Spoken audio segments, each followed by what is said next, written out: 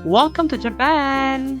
Hi guys! This is day 1, part 1 ng aming travel to Japan. Halika, samahan niyo kami sa aming Japan Adventures. 2 AM pa lang ay on the way na kami sa airport dahil bukod sa marami kami at ayaw namin malate sa mga process na gagawin sa airport. Hey guys! So nandito na tayo sa NAIA Terminal 1 and actually open naman yung counter natin for check-in pero hintayin natin yung mga kasama natin kasi marami tayo. We're 24 magta-travel since travel group kasi. So, group travel. So, hintayin natin yung iba natin kasama. Tatlo pa na kami dito sa airport. Let's go! Hey guys, tapos na kami sa immigration area process. And breakfast muna kami. Wait na yung mga kasama. Yan sila. Hi. Yan sila. We're actually 24. 25, 24, no? 24. So, medyo madami kami and syempre magaganda.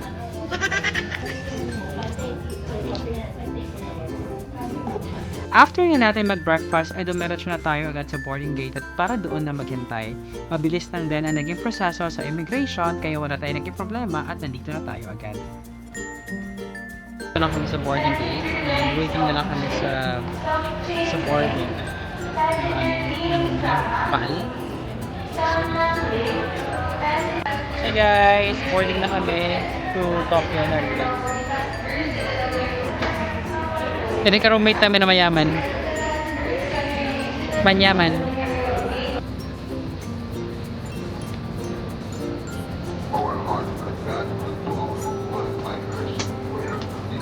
Gawan.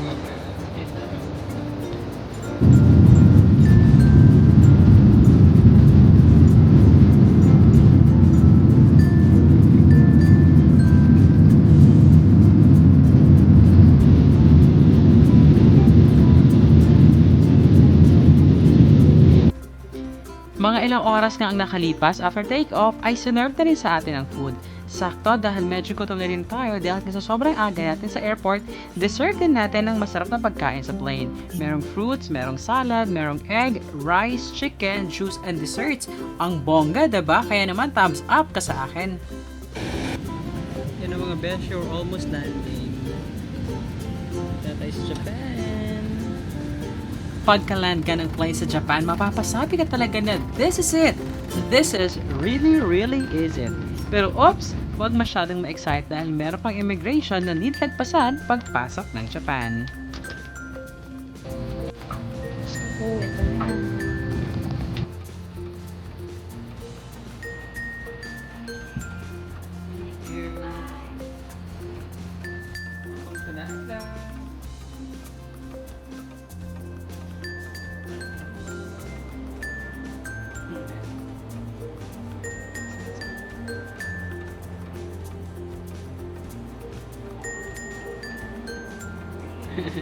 Japan na outfit ko ngayon ah. Marie Victoria oh. Bakit ganun mga besh? Airport pala yung iba na ang feels. Ganito ba talaga ang feeling? Sobrang nakaka-excite lang sa mga mangyayari sa aming Japan Adventure kahit limited lang ang time namin for 5 days and 4 nights. Kaya naman i-enjoy natin to ng bonggang-bongga. Hey guys! So, nandito na kami sa arrival area ng Terminal 2 ng Narita. So, yan. Ang next natin is tour. Meron tayong tour app. Akla, oh. Ganda na. Hi. Anong gamit mo? Ito, yung gamit ko pa din. Saan ka galing? Tokyo. Ito, kunin natin yung SIM card nila kasi may pinurchase kami SIM card para din sa mga kasama namin. Anong pangalan? Tato yan eh. Pangalan ng SIM card mo ay... Ito yun, nakala ko meron ako. Kasama kami tatlo. Ayan. Sakura. Sakura mo Sakura. Sakura mobile na natin natin. Dami ko na sa information. So, ask natin dyan sa information nila kung saan yung Sakura. Kaya no, tourism. Excuse me, where is the Sakura mobile? Yeah, Sakura mobile. Sakura Mobile Yeah. Counter. Yeah. So, ABC counter. Oh, where is it located? The picking up the counter is Jaro ABC. Second floor. Sakura Mobile. Mm-hmm. So just go that way. And Okay. the next to the Starbucks. Okay, thank you. Thank you. Okay. Ay, ganda ron. marunong pala ako mag-English. John. So here, dito sa JAL ABC natin pipick upin yung kanilang SIM card mga beshi. Let's go. Nabili namin siya sa Klook. Actually, ito yung parang SIM card na ano. Kasi kami naman naka-eSIM. Yung the rest ng mga kasama natin is parang new SIM. Let's go! Hi, Mama! Hi, guys! Malaking tulong ang eSIM at SIM card ang mabibili mo sa Klook para sa unlimited internet. Nasa Pinas pa lang kami na-purchase na namin ito at pick up na lang sa airport. Pero kung working naman ang eSIM sa phone mo, no need na i-pick up ang physical SIM. Sarap naman mag-ikot pag ganito kalamig, friend. Nakalabas na nga kami ng airport at hinanap na namin ang susunod sa amin, ang Pops Geo Travel Service. Sila ang magtutour sa amin sa iba't ibang location dito sa Tokyo mga beshi. Andito na nga sinasakay na nga yung mga baggage natin sa coaster at sa van na dala nila. Dumating tayo sa Narita Airport ng 1 PM Tokyo time. Kaya naman ang unang destination natin ngayon ay ang lunch kasi nga gutom na rin po tayo. By the way, kasama nga pala ang food natin sa binayaran natin sa travel agency kaya wala tayong problemahin sa food, pang shopping na lang. Ay, nag-open agad.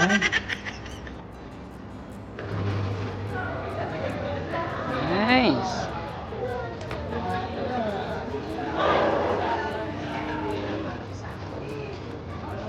Our lunch for today, ano to? Chicken tonkatsu ba to? Ano to? Curry. Curry. Curry pork. Curry pork tonkatsu.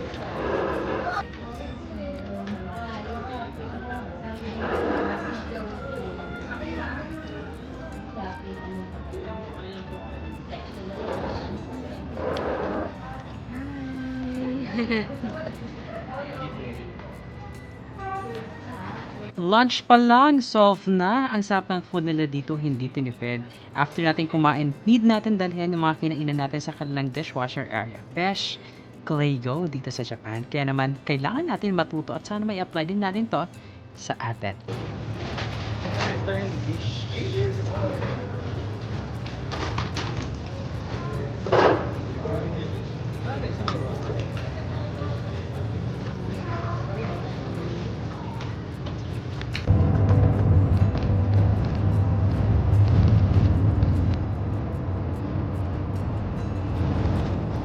Hi guys! So, ngayon dito tayo sa Asakusa, sa Sensoji Temple. Ayan. So, local time is 4 PM. Japan time, no?